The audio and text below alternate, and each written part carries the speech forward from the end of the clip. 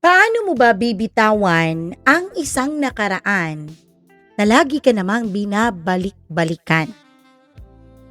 Paano ba iiwanan ang nakalipas kung lagi itong nakasunod sa'yo at ayaw na kumupas? Hello everyone! Welcome back dito sa ating channel. Kasama niyo si Mama Mia. Sa mga hindi pa po nakakakilala sa akin, yes, I am Mama Mia. At ito po ang ating tampok na kwento. Ngayong araw na ito na nais ko sanang pagnilay-nilayan ninyo. Charot lang. Ito na po ang inyong Dear Mama Mia.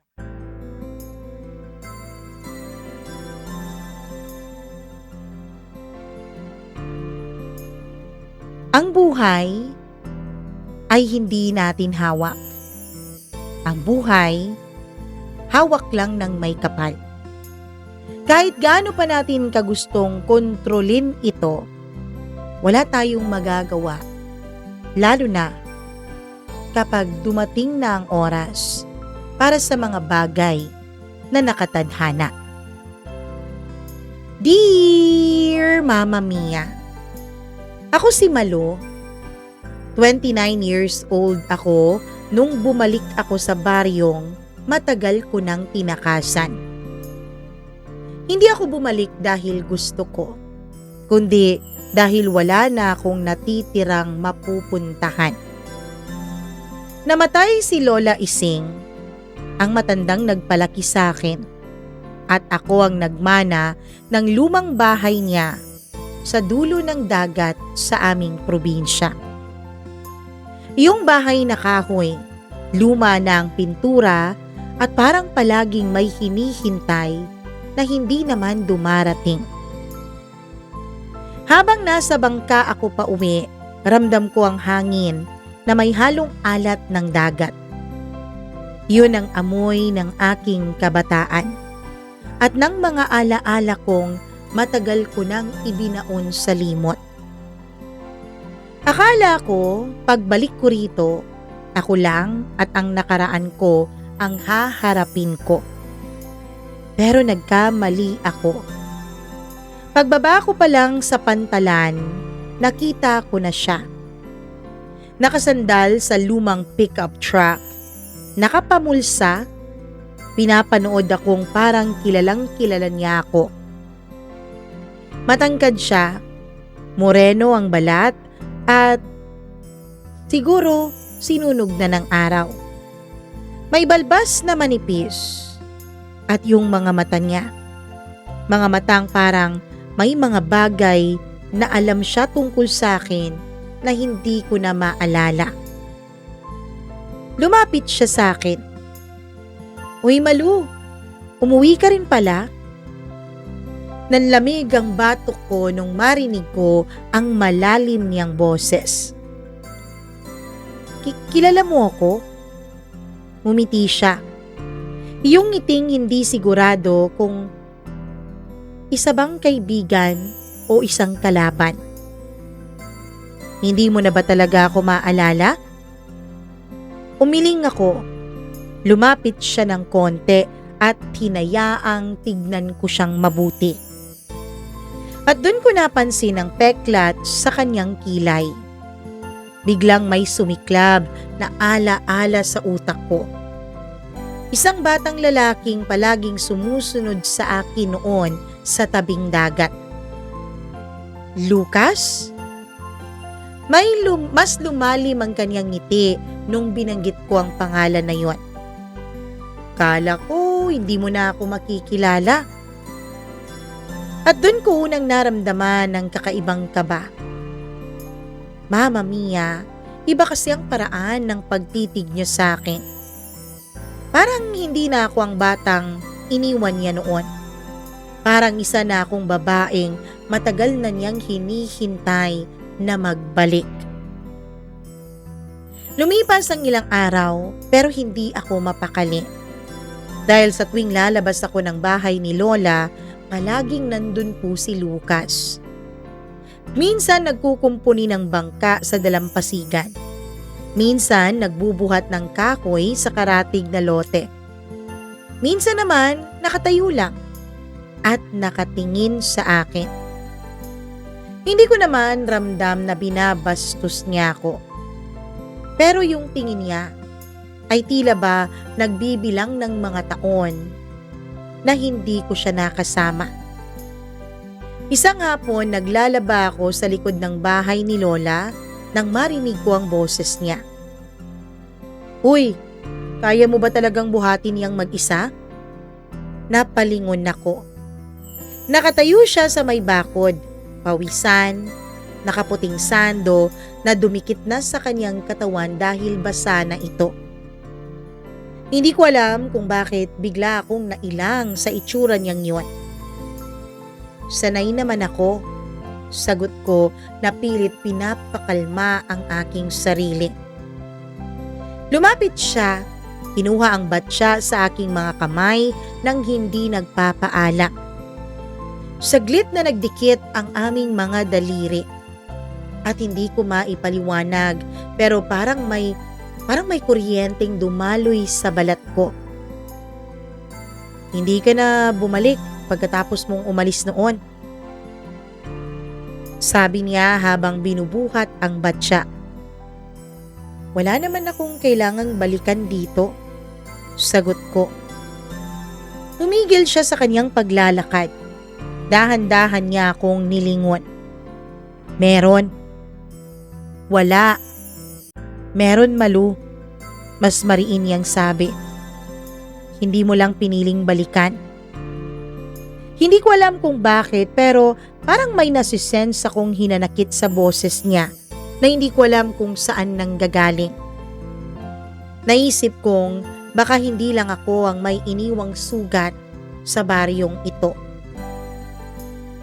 Mama Mia, sa unang gabi ko po sa bahay ni Lola ay hindi ako nakatulog. Hindi dahil sa maingay ang paligid, kundi dahil sa sobrang nakakabinging katahimikan. Yung katahimikan na maririnig mo pati ang mahihinang pagtibok ng iyong puso. Bandang 12:00, lumabas ako sa balkonahe. Tanaw ko mula roon ang dagat. Madilim, malalim, na para bang may lihim na itinatago. At doon, nakita ko na naman siya. Si Lucas. Nasa dalampasigan, nakaupo sa bangka at umiinom ng alak mag-isa. Hindi ko alam kung bakit pero bumaba ako. Siguro dahil wala akong ibang makausap at rinding-rindi na ako sa katahimikan. Siguro dahil gusto kong maintindihan kung bakit ganito siyang tumingin sa akin. Paglapit ko ay napansin niyang nandun ako. "Di ka pa pala natutulog?" Umupo ako sa kabilang dulo ng bangka. "Hindi eh. Ikaw?" Ngumiti siya na tumingin sa akin. Matagal kaming tahimik na tila ba nagtatantyahan kung sino ang mauunang magsalita. Hanggang sa siya na nga ang nagsalita, Mama Mia. "Alam mo bang araw-araw kitang hinahatid noon sa eskwela kahit hindi mo alam?" Napalingon ako sa kanya. "Ha? Mag-isa lang naman akong naglalakad papuntang eskwela. Nasa likod mo lang ako. Ayokong malaman mo kasi nahihiya ako." Natawa ako sa tinuran niya. "Bakit mo naman gagawin yon?" Hindi siya sumagot. Sa halip ay tumingin siya sa dagat. Pagkatapos ay mahina niyang sinabi sa akin, "Kasi ikaw lang ang gusto kong makita araw-araw noon." Hindi ko alam kung bakit pero biglang bumilis ang tibok ng aking puso. Siguro dahil sa paraan ng pagkakasabi niya noon. Na para bang hindi iyon nakaraan. Na para bang hindi iyon biro mula sa kahapon. Kundi parang totoong totoo. Parang isang katotohanang matagal na niyang kinikimkim. Napansin kong nakatingin siya ng diretso sa akin. Ewan ko pero nag-init ang mga pisngi ko sa tingin niya na yun. At sa unang pagkakataon mula nung bumalik ako ang unang umiwas ng tingin. Isang umaga, nililinis ko ang lumang kwarto ni Lola Ising. Doon ko nakita ang kahon sa ilalim ng kama. Puro mga lumang sulat, mga litrato, at isang sobre na may nakalagay na pangalan ko. Kinilabutan ako, Mama Mia. Binuksan ko yon. At sa loob noon ay isang liham. Sulat kamay. Sulat kamay ng isang bata. Alam ko kasi hindi pa maganda ang penmanship noon. At pamilyar sa akin ang sulat na yon. Kay Lucas. Hindi lang iisang sulat ang nandoon at hindi lang dalawa. Mahigit 20, Mama Mia. Lahat ay nakapangalan sa akin. Lahat ay hindi ko natanggap. Sunod-sunod kong binasa iyon. Malu, alam kong galit ka sa mundo pero sana huwag mo akong isama sa galit mo na yon. Araw-araw kitang hinihintay sa tabing dagat. Kung babalik ka, hindi na kita ulit palalampasin pa. Nanginginig ang kamay ko. Hindi ko alam kung bakit itinago ni Lola ang mga liham na yun ni Lucas sa akin. Hindi ko alam kung bakit hindi niya pinaabot sa akin yun. Pero isang bagay lang ang malinaw. Habang wala akong alaalang naiwan dito, may isang taong matyaga at matagal na naghihintay sa pagbabalik ko. Kinagabihan ay hinanap ko siya. Nasa dalampasigan siya ulit. Parang alam niyang pupunta ako doon. Lumapit ako, hawak-hawak ko yung mga sulat niya.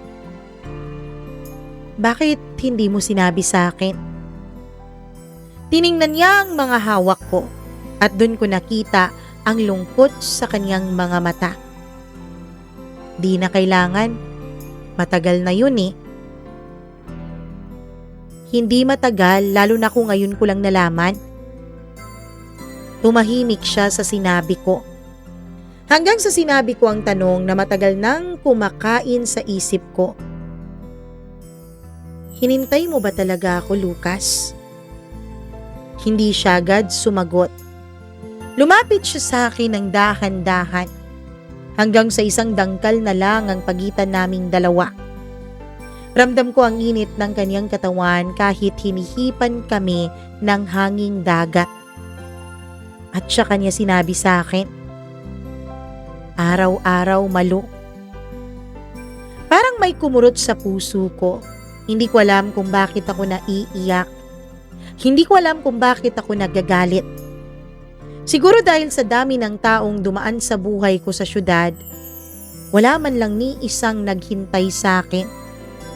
Pero siya, kahit walang kasiguraduhan, kahit hindi ko na siya binalikan, ay nanatili. Bigla niyang hinawakan ng kamay ko. Mainit ang pagkakahawak na yon. Mahigpit. Na para bang ayaw na niya akong pakawalan. At ngayong bumalik ka na, Malu, hindi na kita hahayaang umalis ulit nang hindi mo alam kung gaano kita kamahal. Napasinghap ako. Hindi dahil sa gulat, kundi dahil sa paraan ng pagkakahawak niya. Para bang may isang bagay na matagal na niyang gustong gawin pero pinipigilan niya. Mama Mia, dun po nagsimulang magulo ang mundo ko.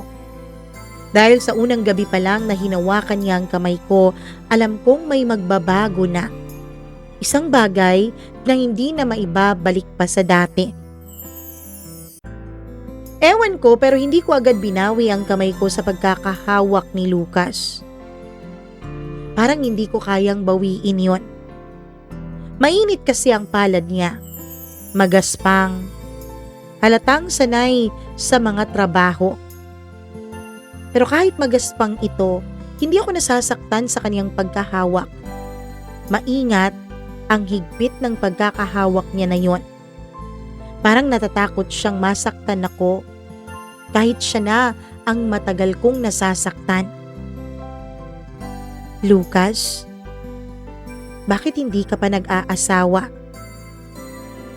Napatingin siya ng bahagya pero hindi masaya. Kasi hinihintay kita. Alam ko na ang sagot pero tinanong ko pa rin yun, Mama Mia. Tumingin siya ng diretsyo sa mga mata ko.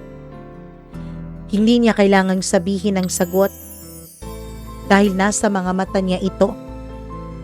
Napayuko ako, biglang bumigat ang dibdib ko sa halo-halong emosyon. Hiya, takot, at kung anong klaseng kilig na matagal ko nang hindi nararamdaman. Hindi mo na dapat ginawa yon, sabi ko ng mahina. Ang alin? Yung paghihintay sa akin? At bakit naman hindi? Paano kung hindi ako bumalik? Lumapit siya ng konti sa kinauupuan ko. Eh di wala. Pero hindi ibig sabihin nahahanap ako ng magiging kapalit mo.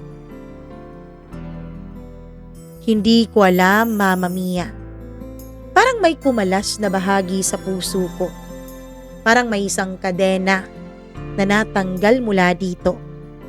Isang bahagi na matagal nang nanigas na ngayon ay tila unti-unting lumalambot. Ano? Wala na ba talagang naging seryoso sa'yo, Lucas? Matagal siyang hindi sumagot. Akala ko hindi na siya magsasalita eh. Hanggang sa bigla siyang tumawa. Yung tawang alam mong walang saya. Meron namang naging seryoso sa akin. Hindi ko inaasahan na may kirot akong maramdaman nung sinabi niyang merong taong sumeryoso sa kanya. Kung sakali, siya na ba yung pakakasalan mo? Tanong ko na pilit pinapakaswal ang aking tono. Tumango siya. Halos mapakasalan ko na nga eh. Napatingin ako sa dagat. Hindi ko alam kung bakit parang may kung anong sumikip sa lalamunan ko. Anong nangyari? Bakit hindi natuloy? Tahimik siya sandali bago sumagot. Nalaman kasi niyang may hinihintay pa rin ako. Iniwan ka? Hindi. Gusto niya ipagpatuloy pa rin namin yung kasal. Pero ako yung umatras. Ako yung nang iwan. Hindi ko alam kung bakit ako napahawak sa gilid ng bangka. Bakit mo naman ginawa yun? Tanong ko. Kasi ayoko siyang patuloy na lalaban. Lalo na sa isang multong hindi ko makalimutan. Napapikit ako ng husto.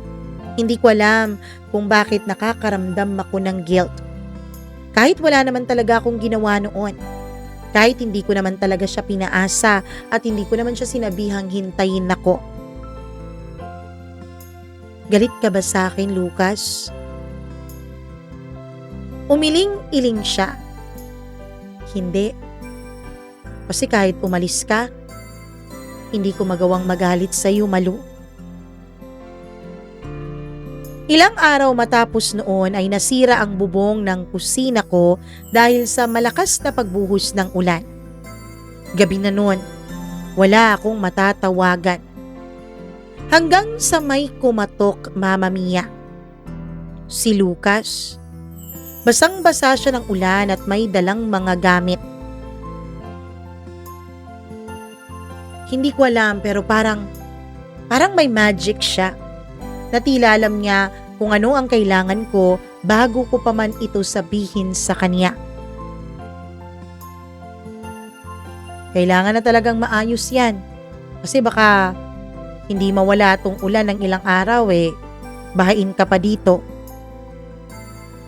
Hindi ko alam kung bakit pero pinapasok ko siya. Habang umuulan ng malakas ay nagpumilit siyang ayusin ang bubong.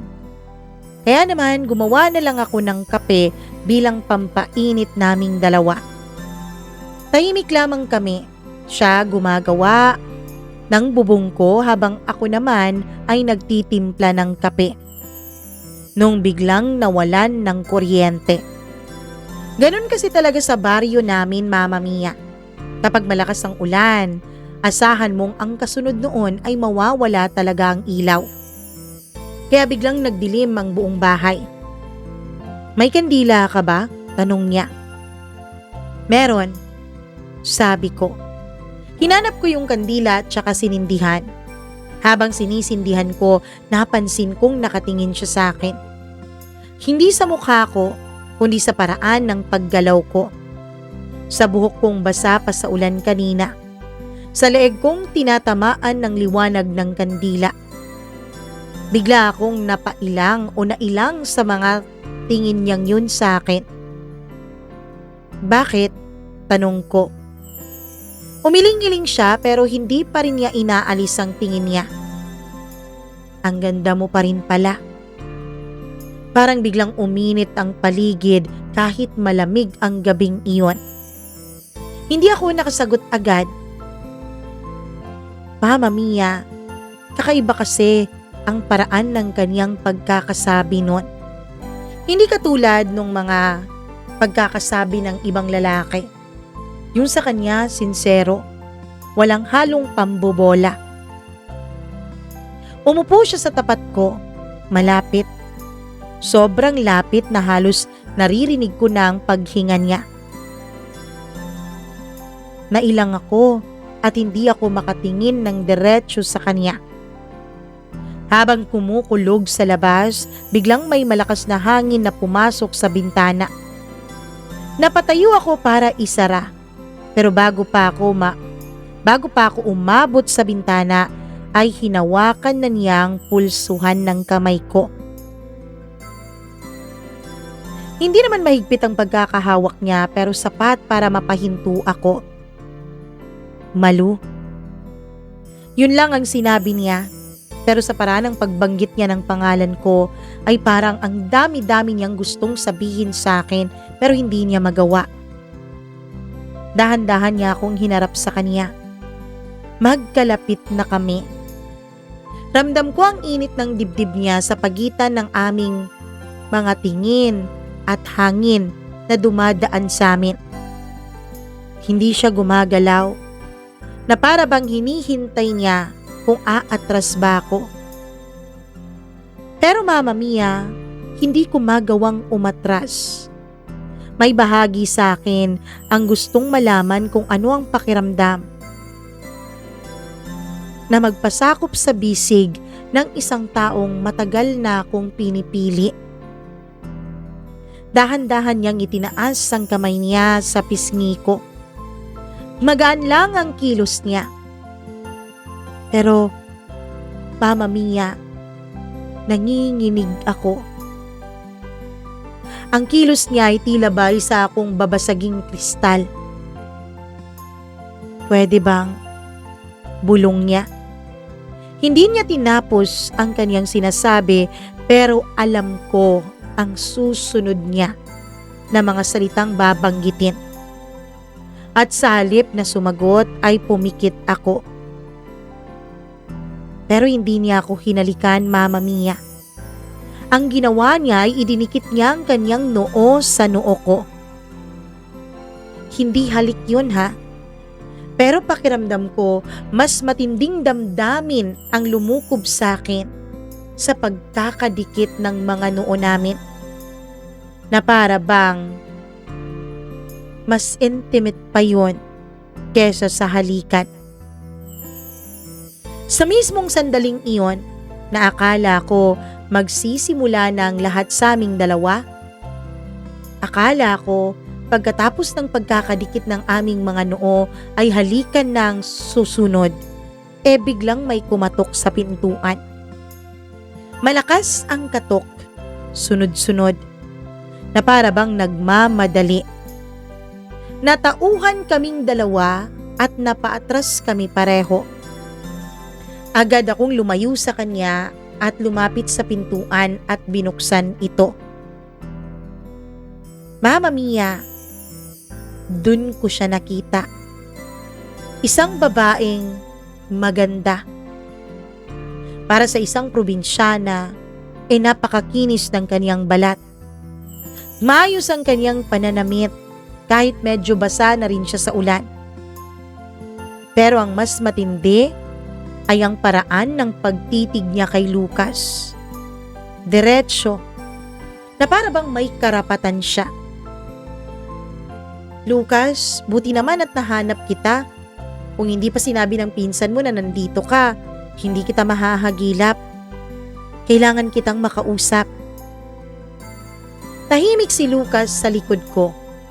Ramdam kong tila nanigas yata siya. Tumingin sa akin ang babae.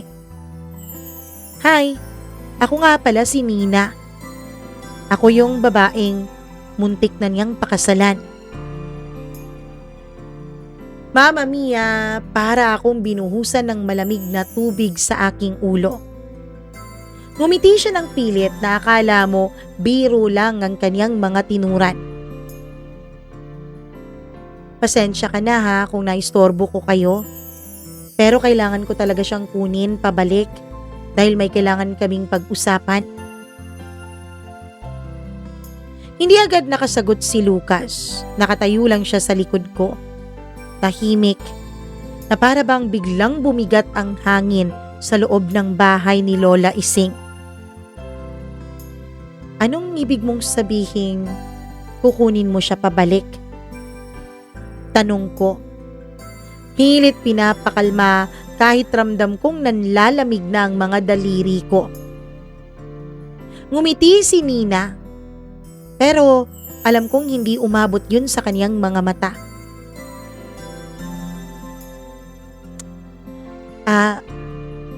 Wala naman sigurong akong dapat ipaliwanag sa'yo, diba? Unang-una, hindi ko naman inagaw sa'yo si Lucas. Binabalikan ko lang kung ano yung mga nasimula namin. Napatingin ako kay Lucas, Mama Mia. Hindi siya makatingin sa akin. Hindi ko mawari, pero kinakabahan ako. Na tila natatakot ako. Lucas? Tawag ko sa kanya. Napahinga siya ng malalim bago niya hinarap si Nina at nagsalita.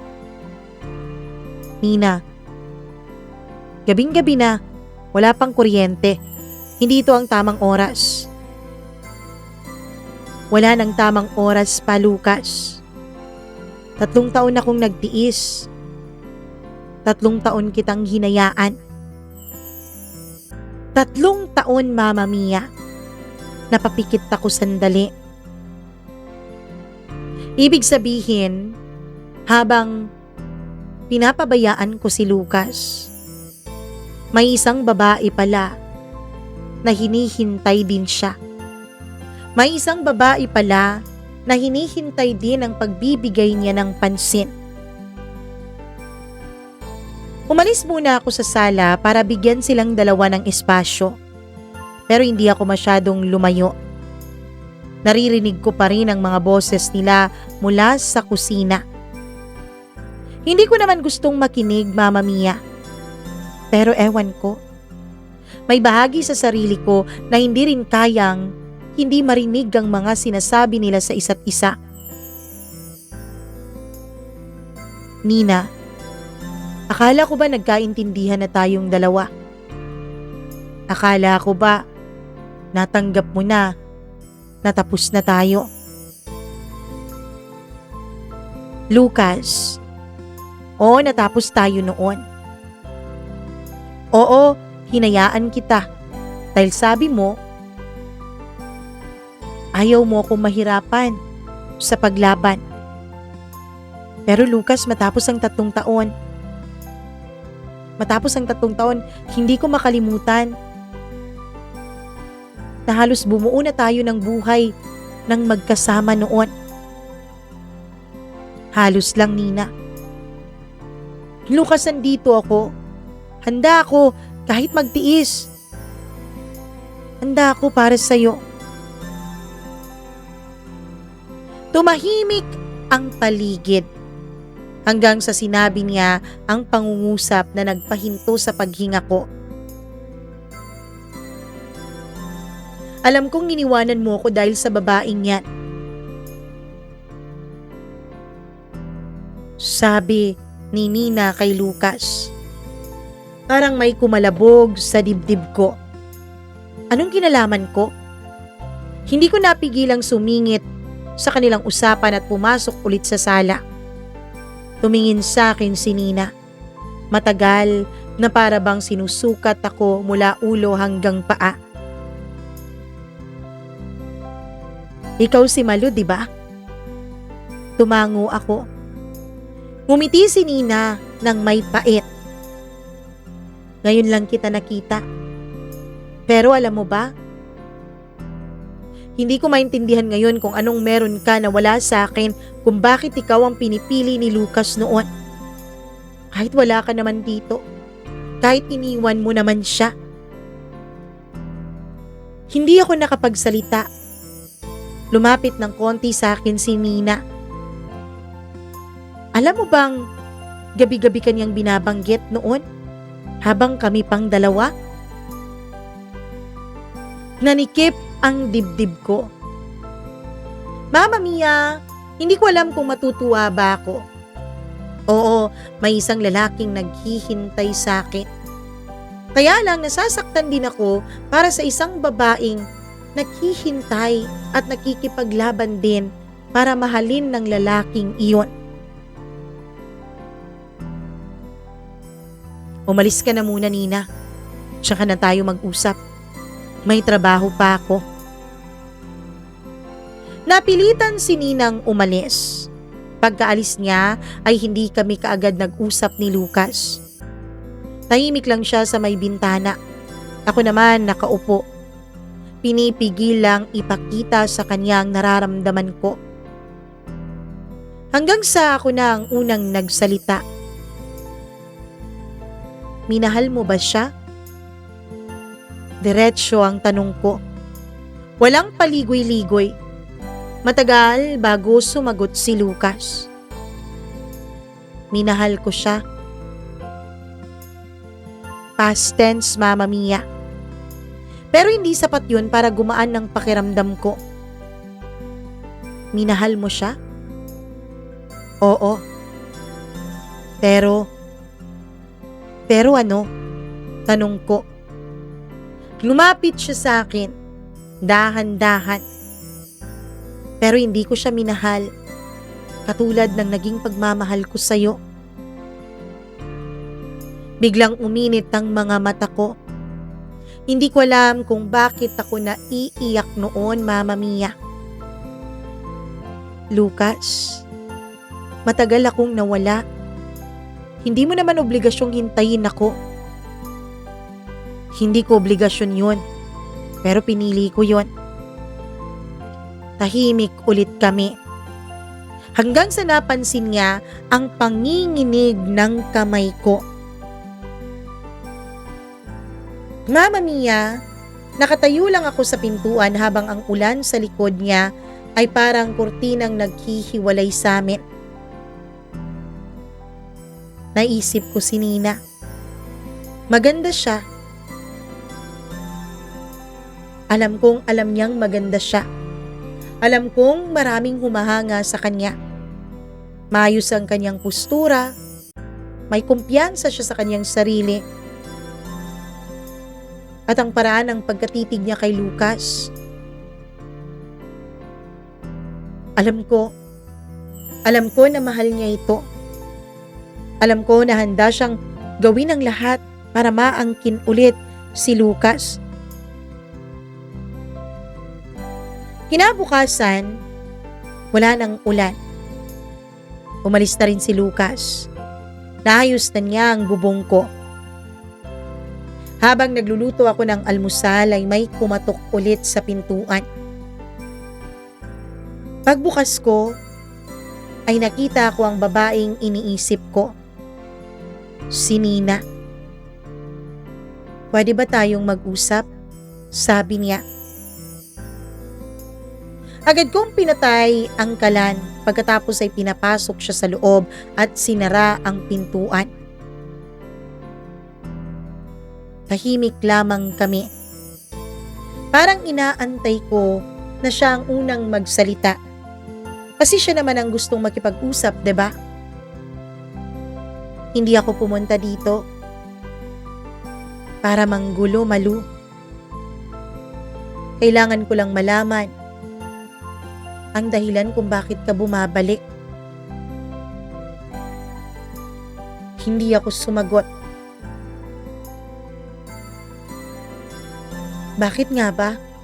Tanong niya ulit. Siguro naman, hindi ko obligasyong sagutin ang tanong na yan. Alam ko. Pero gusto ko malaman kung ang binabalikan mo ba sa lugar na to ay si Lucas. Diretso ang tanong niya, Mama Mia. Hindi ko naman naramdaman na binabastos niya ako. Napatitig ako sa kanya. Hindi ko alam na hinihintay niya ako, Nina. Sabi ko.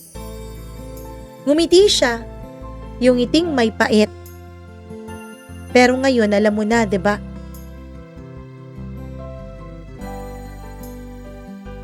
Alam mo na rin ba sa sarili mo kung bumalik ka ba dito para kay Lucas? Hindi ko pa rin siya masagot. Hindi ko kasi alam ang sagot, Mama Mia, sa totoo lang. Naguguluhan na rin ako sa sarili ko. Kung bumalik ka para bawiin siya, huwag mo na siyang iiwanan ulit, ha? Nina, hindi ko siya aagawin sa'yo. Hinding-hindi. Sabi ko, Mama Mia, pero sa totoo lang, maging ako, hindi sigurado kung totoo ba ang sinasabi ko. Umalis si Nina makalipas ang 1 oras. Pero parang naiwan niya ang presensya niya sa bahay. Hindi ko alam kung anong iisipin ko, Mama Mia. Ilang saglit pa ay si Lucas naman ang dumating. Galing daw dito si Nina, sabi ni Mama. Tumango ako. Sorry ah. Bakit ka nagsusorry? Hindi ko akalaing darating siya eh. Umupo ako sa gilid ng mesa. Mahal ka niya, Lucas. Mahal na mahal ka niya. Alam ko. At nakakakonsensya na. Bakit? Lucas, pwede mo naman siyang mahalin ulit. Pwede niyo namang dugtungan pag naudlot ninyong kasal. Pero Malu, hindi ko siya mahal. Ayokong ikulong siya sa isang pagsasamang walang pagmamahal. Dahil alam ko kung gaano kasakit yun. Nakita ko yun sa mga magulang ko. Ayokong maranasan niya yun. At isa pa, mahal kita, Malu. Sa hinaba-haba ng panahon na hindi tayo nagkita, hindi ka nawala sa puso't isip ko. Ikaw lang. Ikaw lang ang minahal ko. Ikaw lang ang minahal ko ng ganito. Lucas, naguguluhan ka lang dahil bumalik ako. No, Malu. Hindi ako naguguluhan. Hindi ako pupunta dito. At hindi kita pipiliin kung hindi ako sigurado. Pagkatapos nun, Mama Mia, ay hinawakan niya ang kamay ko. Hindi ko alam pero ako na mismo ang humawak ng mahigpit sa kamay niya. Ilang sandali pa ay agad niya akong hinalikan sa aking mga labi. Nagalikan kaming dalawa. Na para bang sabik na sabik kami sa isa't isa. Na para bang ang tagal-tagal naming nangungulila sa isa't isa.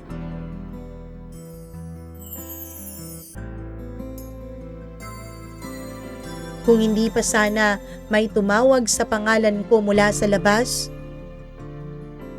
siguro mas malalim pa kaysa sa halik ang napagsaluhan naming dalawa ni Lucas. Ano po yun? Tanong ko.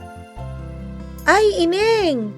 Ikaw na ba yung apo ni Lola Ising?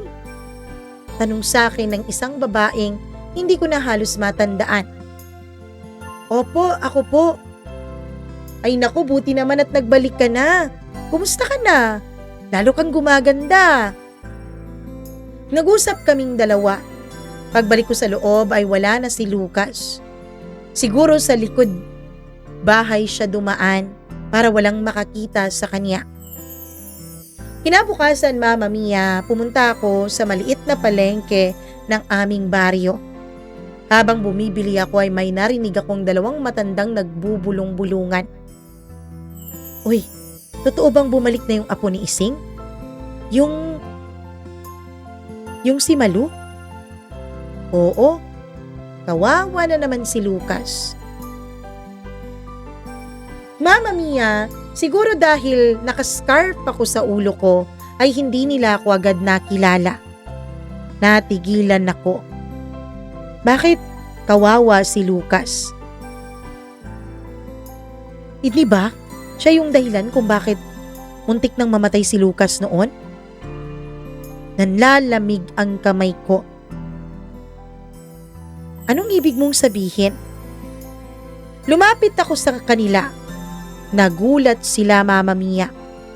Ay, Inday, hindi mo ba alam? Ang alin po? Nagkatinginan sila bago nagsalita yung isa. Na tila ba nagpaalam kung dapat ba niyang ipaalam sa akin ang katotohanan. Yung gabi bago ka umalis, sinundan ka ni Lucas sa pantalan. May nangyari sa kanya dun, na aksidente, nalunod. Alam mo ba, kung hindi pa dahil sa isang kapitbahay nila na mangingisda, baka wala na si Lucas ngayon. Kasi parang patay na siya nung natagpuan eh. Parang sumabog ang tenga ko. Hindi ko alam, Mama Mia. Wala namang may nagsabi noon sa akin. Maging ang Lola Ising ko ay hindi iyon nabanggit sa akin nung buhay pa ito. Umuwi akong lutang. Pagdating ko sa bahay ay nadatnan ko sa labas si Lucas. Nilapitan ko agad siya. Bakit hindi mo sinabi? Parang alam na agad niya ang tinutukoy ko. Wala nang point. Tapos na rin naman yon. Halos mamatay ka, Lucas. Hindi naman ako namatay, di ba? Kalmado niyang sagot. Halos mamatay ka dahil hinabol mo ko.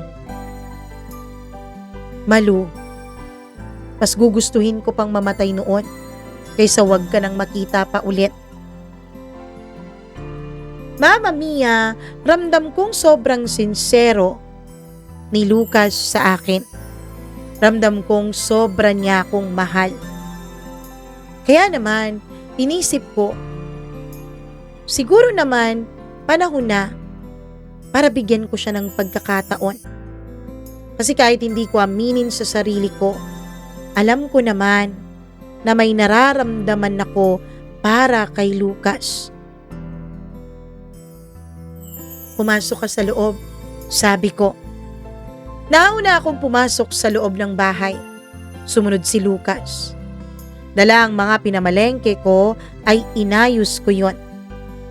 Tulungan na kita, sabi niya. Sige. Sabay kaming dalawang nagluto ng aming pananghalian nung araw na yon. Nagluto kaming dalawa, kumain, na para bang bumalik kami sa aming kabataan. Nung mga panahon na naghahabulan kami sa dalampasigan. Nung mga panahon na pinagtataguan namin ng Lola Ising ko, nung mga panahon na masaya kaming dalawa, nagtatawanan kami na parang walang matagal na panahon na lumipas na hindi kami magkasama. Pinag-usapan namin ang nakaraan. Ang saya-saya-saya naming dalawa. Hanggang sa lumipas pa ang ilang oras. Napansin namin na maggagabi na pala. Uwi na ako, sabi niya. Wag na, dito ka na lang maghapunan. Total wala naman akong kasama eh. Pwede ba tulungan mo ulit akong magluto? Mama Mia, sabay ulit kami sa paggayat ng mga sangkap ng aming lulutuin. Sinigang. Yun ang niluto namin dahil yun kasi ang laging niluluto noon ni Lola Ising. Tinulungan niya ako. Habang nagluluto ako ay lumapit siya mula sa likuran ko. Ang kaniyang bibig ay nasa dulo na ng tenga ko. Ang bango at ang sarap naman yan, sabi niya. Hindi ko mawari pero tumindig ang lahat ng balahibo ko sa katawan. Paglingon ko ay ang lapit-lapit na namin sa isa't isa. Bigla niya akong hinalikan. Mabagal lang nung una. Hindi ko siya itinulak palayo. Hindi ko siya sinaway sa kanyang ginagawa. Bagkus ay malumanay ko ring tinutugon ang malumanay niyang halik. Hanggang sa ang malumanay na halik ay unti-unting naging malalim. Lumalalim din ang mga hininga naming dalawa. Lumalim ng lumalim. Hanggang sa hindi na namin napigilan ang aming mga sarili. Tumigil muna sandali si Lucas. Pinatay ang kalan, pagkatapos ay hawak kamay kaming naglakad papunta sa kwarto ng kubong iyon. Walang salitang namamagitan sa amin. Ang ginawa ko ay tinitigan ko lamang siya habang siya ay isa-isang hinubad ang saplot niya sa katawan. Mama Mia, hindi ko maintindihan ang sarili ko nung nakita ko ang kaniyang kahubdan. Lumapit siya sa akin. Dahan-dahan din niyang hinubad ang suot ko. Nung pareho na kaming dalawang walang saplot ay tsaka namin pinagsaluhan.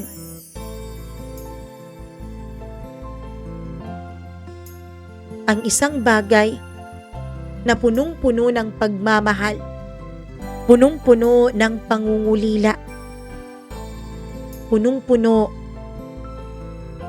ng matinding pagnanais para sa isa't isa.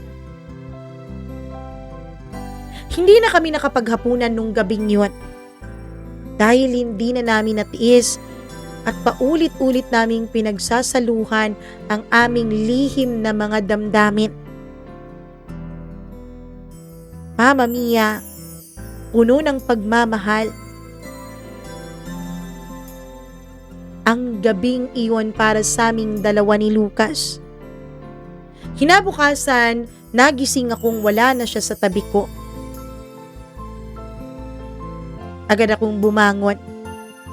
Ewan ko, kahit medyo napuyat ako nung gabi, ay tila ang dami-dami kong enerhiya. Habang nagliligpit at naglilinis ako ng bahay ay biglang dumating si Nina. Mama Mia, umiiyak siya. Kitang-kita kong namamaga ang kaniyang mga mata. Ewan ko pero bigla akong nakonsensya. Bigla kasing sumagi sa isip ko ang naganap sa aming dalawa ni Lucas kagabi. Hello? Nina? Anong ginagawa mo dito? Nandito ako para tanungin ka. Malu, mahal mo ba talaga si Lucas? Hindi mo na ba siya sasaktan ulit? Hindi mo na ba siya iiwanan ulit?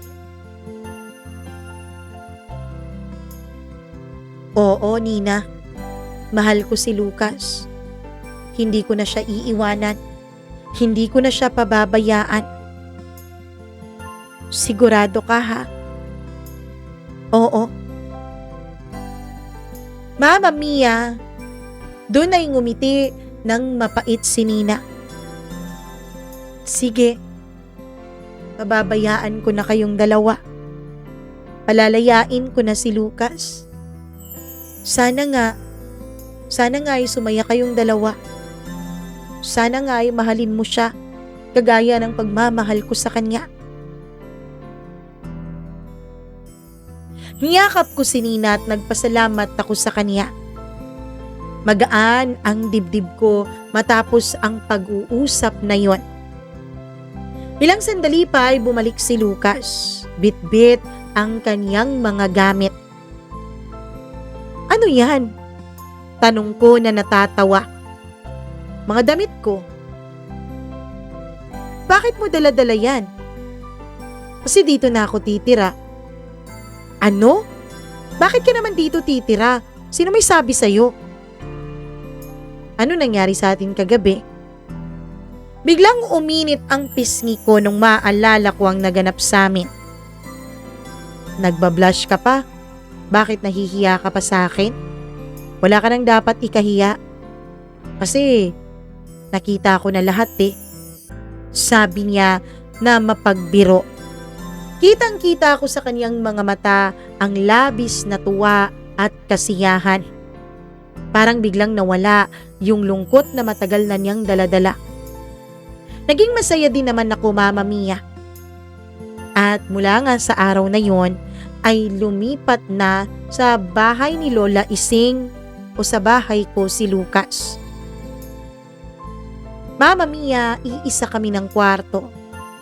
At bawat pagkakataon na meron kaming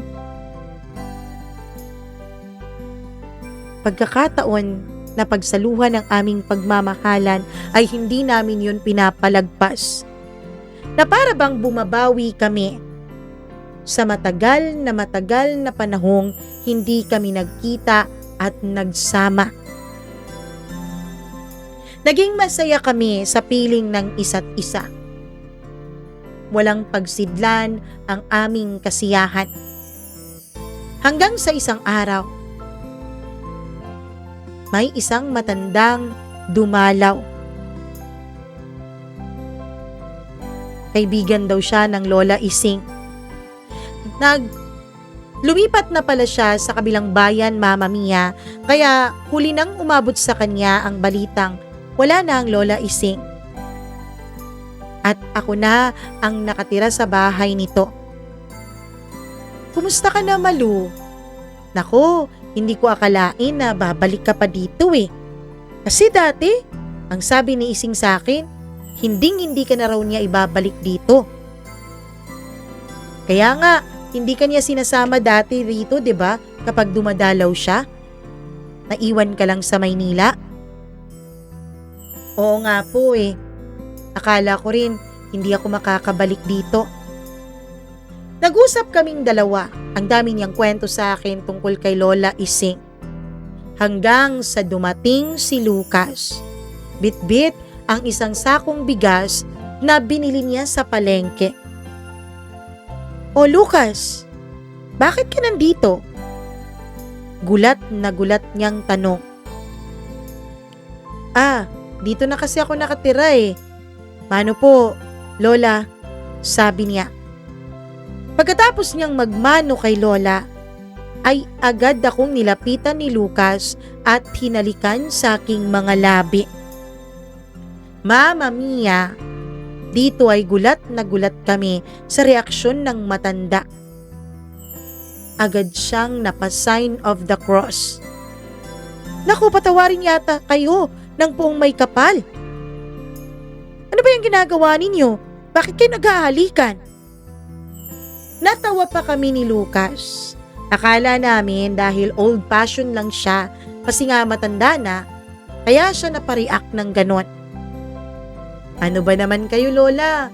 Pag tatanda na namin ni Malu, isa pa, nagsasama na po kaming dalawa. Mama Mia, puno ng takot ang nakita ko sa mukha ng matanda at napa-sign of the cross ulit siya. Ano ba yung ginagawa ninyong dalawa? Bakit kayo nagsasama? Nang bilang mag-asawa hindi pwede, kasalanan yan. Sabi niya na halos atakihin na sa puso sa kanyang pagsasalita na punong-puno ng emosyon. Pinaupo ko siya, Mama Mia. Binigyan ng tubig dahil halos hindi siya makahinga. Ano po bang nangyari, Lola? Bakit po kasalanan? Opo, hindi pa po kami kasal ni Lucas pero pupunta din naman kami dyan eh. Pinaplano pa lang namin. Sabi ko, hindi kayo pwedeng magpakasal. Hindi pwede.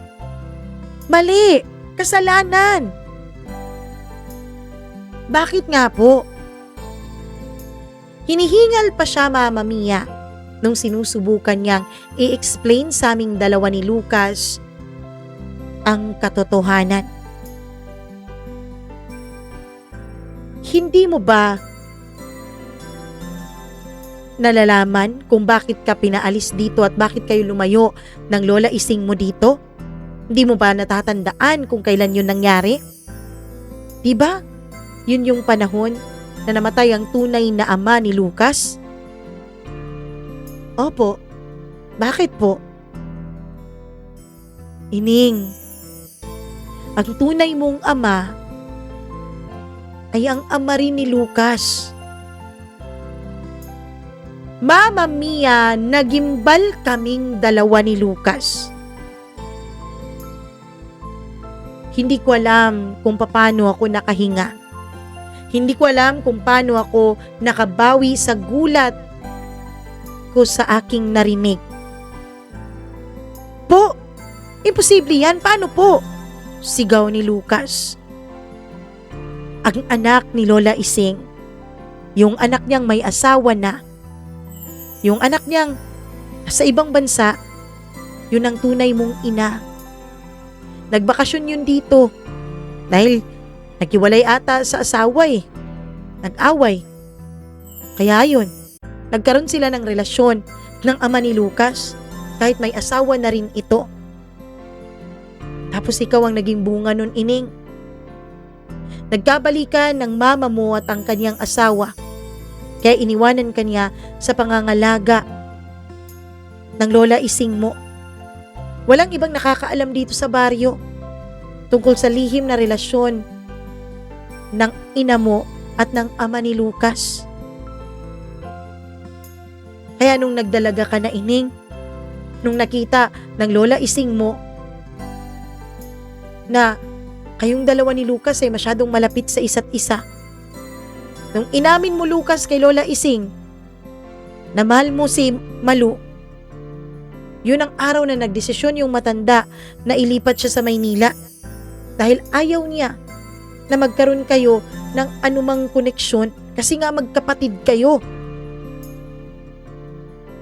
Mama Mia, hindi ko na natandaan kung ano pa po ang ibang sinabi nung kaibigan ni Lola Ising sa amin. Pero na-explain niya lahat kung bakit may mga sulat si Lucas na hindi binigay sa akin ng Lola. Kung bakit dati tinatanong ko ang Lola kung bakit ayaw niya akong umuwi ng probinsya. Sabi niya, hindi daw ako nababagay doon. Pero ito pala ang totoo. Ang katotohanan na matagal niyang itinago sa akin. Dahil sa nangyari ay umalis si Lucas. Hindi siguro niya matanggap, Mama Mia. Inantay ko siya buong gabi, buong magdamag dahil gusto kong pag-usapan naming dalawang lahat. Gusto kong magdesisyon kami ng maayos.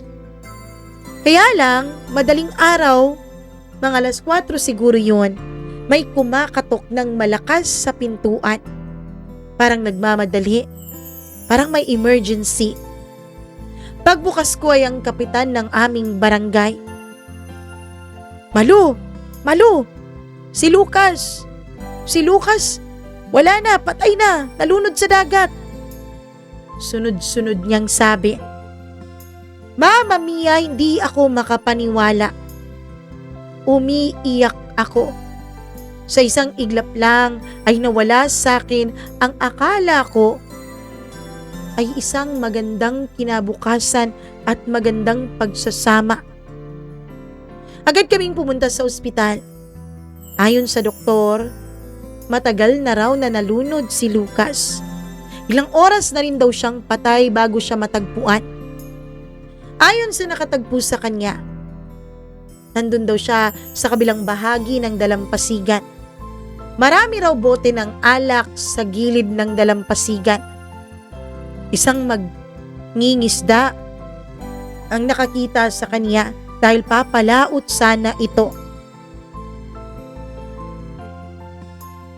Mama Mia, ang sakit-sakit ng mga nangyari. Ang sakit sa puso. Ang sakit sa dibdib. Hindi ko alam kung inilibing ko ba si Lucas bilang aking katipan o bilang aking kapatid.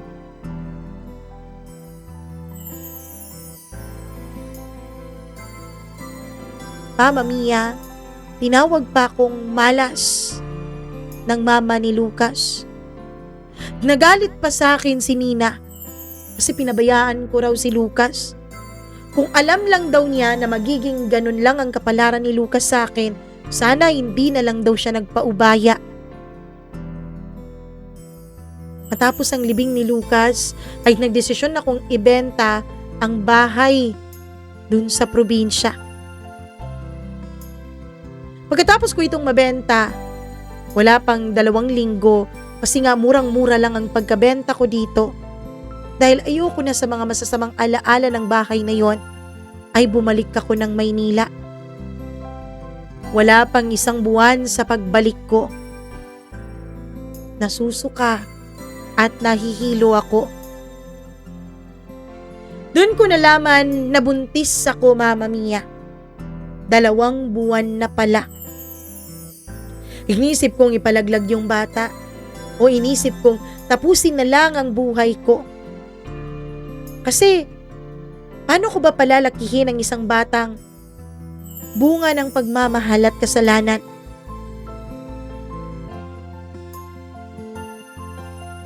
Mama Mia, sa huli ay hindi ko nagawang patayin ang sarili kong anak. Nung maisilang siya, ay meron po siyang mga komplikasyon. Mga komplikasyon na kaya naman pong i-manage, sabi ng doktor. Ngayon, Mama Mia, ay 3 taon na po ang anak ko. Kamukhang kamukha niya ang ama niya.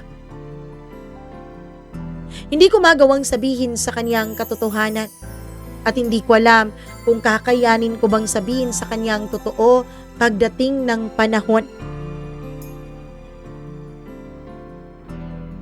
Mag-isa pa rin akong tumataguyod ngayon sa anak ko.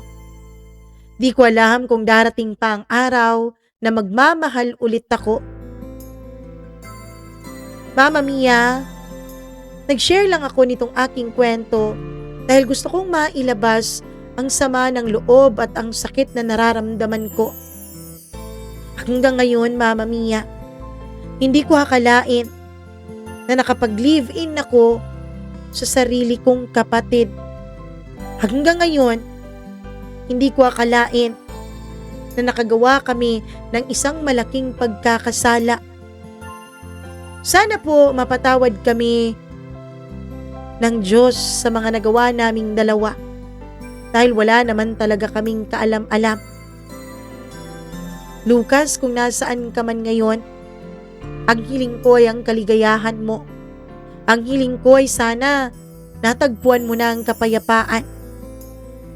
Kay Nina, kung naririnig mo ito ngayon, siguro naintindihan mo na ang mga nangyari. Hindi niya kasi alam ang totoo, Mama Mia. Ang akala niya sinaktan ko si Lucas. Ang akala niya iiwanan ko na naman ito. Hindi niya alam ang isang madilim na katotohanan na bumabalot sa aming pagmamahal at pagkatao. Hanggang dito na lamang po, Mama Mia. Nawa po ay pagdasal ninyo ang kaluluwa ko. Na sana wag kaming isumpa ng Diyos at ng langit. Hanggang dito na lamang po at maraming salamat. Lubos na gumagalang. Malu.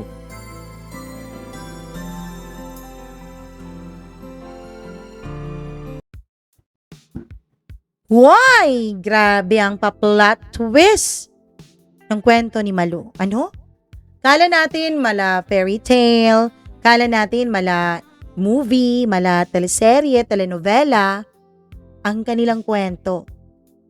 Yun pala, may mas madilim pang sikreto. Bakit naman kasi kailangang isikreto ang lahat, 'di ba? Yan kasing mga sikreto na yan, kung minsan, siya pang nagiging dahilan kung bakit napapahamak yung mga susunod na henerasyon eh. 'Di ba? Kawawa naman si Malu. Anyways, para sa akin, wala naman kayong kasalanan kasi hindi nyo naman alam. Para sa akin, ligtas naman kayo sa galit ng Diyos. Pero hindi ako Diyos ha. Hindi rin ako ganun ka-close kay Lord para malaman ko kung ano. Pero para sa akin, ito ay just naman po. Makatarungan naman po ang ating Panginoon. Yun ang sigurado ako. Kaya alam kong hindi niya kayo parurusahan sa isang bagay na hindi nyo na naman alam in the first place kung ano ang katotohanan. Pero ang sa akin lang, Malu, moving forward, sa akin lang, 3 years old pa naman yung anak mo ngayon. Ngayon pa lang, mag-ipon ka na ng lakas ng loob. Mag-ipon ka na ng, ang tawag dyan, parang courage. Lakas ng loob pa rin yun. In English. Basta yun na yun. Mag-ipon ka ng lakas ng loob para masabi mo in the near future sa anak mo ang buong katotohanan. Diba kasi may mga kapatid itong si Lucas? Ano kung sa mga pinsan naman, diba? Gusto mo bang ipasa yung sumpa? Gusto mo bang ipasa yung sakit? Wag na. I-spare mo na yung anak ninyo sa ganong klaseng sakit. Ang gawin mo na lang mag-ipon ka ng lakas ng loob at kapag dumating ang araw na maiintindihan na nung bata ang buong katotohanan, ipaliwanag mo sa kanya. Sabihin mo sa kanya ang totoo. At kung pwede lang, ipakilala mo siya dun sa mga kaanak ni Lucas. Ipakilala mo siya at huwag mo siyang itago dahil baka mangyari sa kanya, huwag naman sana yung nangyari sa'yo. 'Di ba? For sure, mas doble ang sakit nun sa'yo kasi isa kang ina eh. Nasasaktan ng isang ina kapag nasasaktan ng kanyang anak. Yun ang paniniwala ko. So sa ngayon pa, Malu, magdasal ka na. Humingi ka na ng tapang at lakas ng loob sa Diyos na sana pagdating ng araw, handa ka na sabihin at ipagtapat sa iyong anak ang buong katotohanan. Napaka-tragic ng love story naman. Di pala pwedeng tawaging love story kasi magkapatid pala sila. Itong si Malu at itong si Lucas. Nako, maraming salamat sa pagpapadala mo, Malu, ng napaka-controversial mo naman talagang kwento. At sa mga nanonood at nakikinig ngayon, nako, be gentle with your comment. At syempre, maraming salamat sa inyong panonood at pakikinig. Ang gusto ko lang ay i-like at i-share nyo itong video na to. Nakikiusap po ako, please. Anyways, magpapasalamat muna tayo sa lahat ng ating mga tagapanood at tagapakinig na laging nakasuporta, lalong-lalo na yung mga hindi nagsiskip ng ads. Ay, grabe. Thank you very much. At hello din ako sa ating mga suking, mga members. Maraming salamat sa inyong panonood at pakikinig. Mary Ann Hineza, Marlia Giana Shane, Rico Sedanco, Colleen Bueno, Gimaras Girl, Benson Boyser, Smack Dax, Diane Martinez, Maria Elena Abe, Maureen Tugab, Gail Easy, Mila Raduban at Freaky. Sila po ang ating 13 members. Ayan, 13 ha. 13 members dito sa ating channel. Sa mga nagtatanong kung paano po magpa-member, ay ang dali-dali lang naman. Click nyo lang yung join button dyan sa baba. And syempre sa mga merong comments, merong mga messages, mga pa-shoutout, eto na po ang inyong mga pa-shoutout. Ayan, naka-flash na po sa screen. O, one by one po ang ating pagpapa-shoutout para sa mga panahon na meron tayong mga recording days kung saan nagre-record tayo ng 2 hanggang 3 recording sa bawat araw, meron pa tayong ibang mga napa-flash. Kung merong mga 2 messages na napa-flash at the same time, yun ay galing lang sa iisang tao. Maraming salamat sa inyong lahat, sa walang sawa ninyong pagmamakal. Ako po ang nag-iisa ninyong Mama Mia. Hanggang sa susunod nating kwento. I love you all. Mwah! Bye-bye!